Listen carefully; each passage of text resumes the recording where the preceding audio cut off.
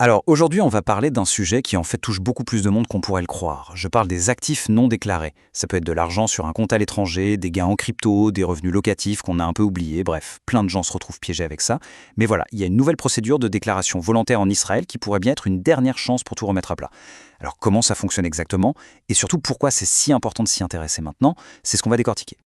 Cette phrase, elle est forte, non?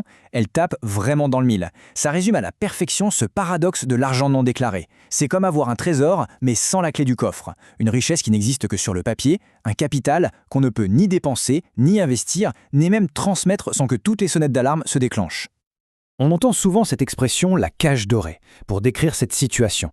C'est une image puissante qui colle parfaitement au problème. Mais concrètement, qu'est-ce que ça signifie pour les personnes concernées? Allez, on regarde ça de plus près. Bon, ce fameux capital fantôme. Il faut bien comprendre qu'avoir un patrimoine non déclaré, ce n'est pas juste un risque avec le fisc. Non, c'est un vrai poids au quotidien. C'est un avantage qui se transforme en véritable casse-tête. Donc il y a deux problèmes majeurs, vraiment. Le premier, c'est que cet argent est complètement bloqué. Si on essaye d'acheter une maison ou de faire un gros investissement, eh bien la banque va tout de suite lever le drapeau rouge et demander d'où viennent les fonds. C'est inutilisable. Et le deuxième problème, qui est peut-être encore plus tragique, c'est le risque que tout cet argent s'évapore au moment du décès. Les héritiers se retrouveraient face à un sac de nœuds juridiques et ce patrimoine pourrait être perdu, pour toujours. Pour que ce soit bien clair, prenons un exemple, l'histoire de Noam. Il a hérité d'un compte en Suisse. Sur le papier, c'est une super nouvelle, une bénédiction même. Et il y avait de l'argent sur ce compte, 350 000 euros. C'est une somme quand même.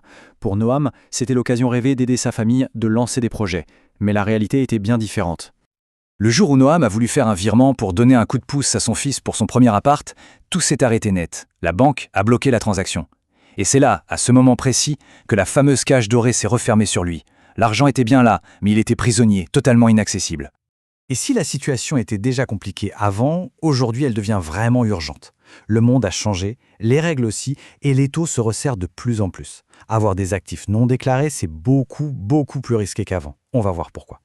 En fait, il y a deux grandes raisons à ça. D'un côté, la technologie, l'intelligence artificielle qui permet aux administrations fiscales d'analyser une quantité de données absolument phénoménale.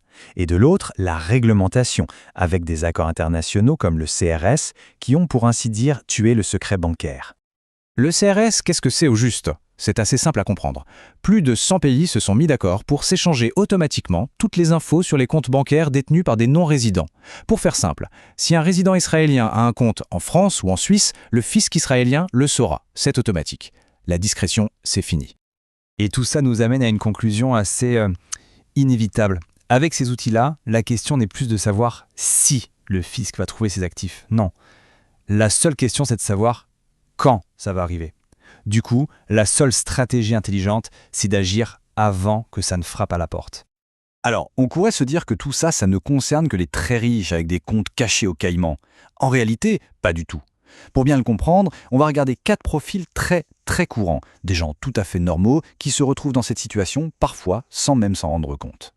Premier exemple, Yotam, ingénieur en informatique. Comme beaucoup, il a investi dans les cryptos en 2017. Son portefeuille a grimpé en flèche. Super! Sauf qu'aujourd'hui, il est complètement bloqué. Il a fait des échanges entre différentes cryptos sans savoir que chaque opération était un événement fiscal. Ce que Yotam ignorait et que beaucoup ignorent, c'est que même le simple fait d'échanger du Bitcoin contre de l'Ethereum, par exemple, est considéré comme une vente. C'est donc imposable. Il ne savait pas non plus que, s'il avait des pertes, il pouvait les déduire. Résultat, il est assis sur un gain important, mais il est tétanisé par la peur de mal faire. Autre cas, celui de Sarah. Elle est rentrée en Israël il y a 15 ans. Elle a bénéficié de 10 ans d'exonération fiscale, c'est la loi. Mais après cette période, elle a tout simplement oublié de déclarer un compte qu'elle avait gardé aux États-Unis. Aujourd'hui, sa banque américaine la met au pied du mur. Soit elle prouve qu'elle est en règle fiscalement, soit le compte est fermé. Et puis il y a Moshe et Rina. Ils ont un petit appartement à Athènes qu'ils louent sur des plateformes en ligne. Ils pensaient que comme le bien est à l'étranger, ils n'avaient rien à déclarer en Israël. Eh bien, ils se trompaient. C'est une erreur extrêmement fréquente. Et enfin, Galit, graphiste. Au fil des ans, elle a souvent reçu des paiements en cash ou via des applis de paiement, des petites sommes par-ci, par-là, mais en les accumulant, ça représente aujourd'hui un capital non déclaré assez conséquent. Elle n'a jamais voulu frauder, mais les faits sont là, elle est en infraction. Bon, face à toutes ces situations qui semblent parfois sans issue, Il y a une solution.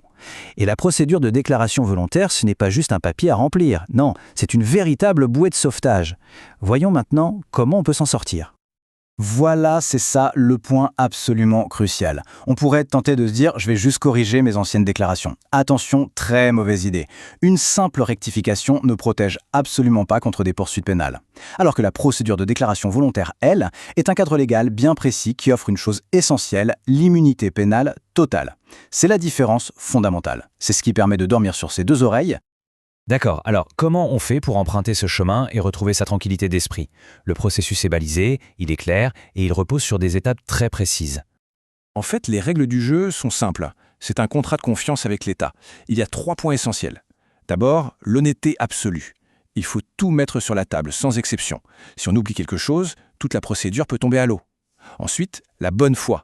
Ça veut dire qu'il faut faire la démarche avant que le fisc ne commence à fouiller. Il faut prendre les devants. Et enfin, évidemment, il faut payer l'impôt qui était dû. C'est logique. Mais la contrepartie est énorme. Toutes les poursuites pénales et les lourdes amendes, elles, sont effacées. Un dernier point, mais qui est hyper important et qui inquiète beaucoup de gens, la confidentialité. Il faut savoir que toute la démarche est 100% confidentielle. Le nom du contribuable n'est jamais rendu public. C'est une discussion qui reste privée entre le contribuable, son avocat et le service dédié de l'administration fiscale. C'est tout. On termine avec cette question qui, je trouve, résume bien tout le sujet. On vit à une époque où la transparence financière devient la norme partout dans le monde. Alors, dans ce contexte, s'accrocher au secret, ça a un coût qui devient exorbitant. Le stress, l'argent bloqué, les risques juridiques. Cette procédure, c'est donc peut-être une occasion unique de transformer ce lourd fardeau en une véritable libération. Merci d'avoir suivi cette analyse.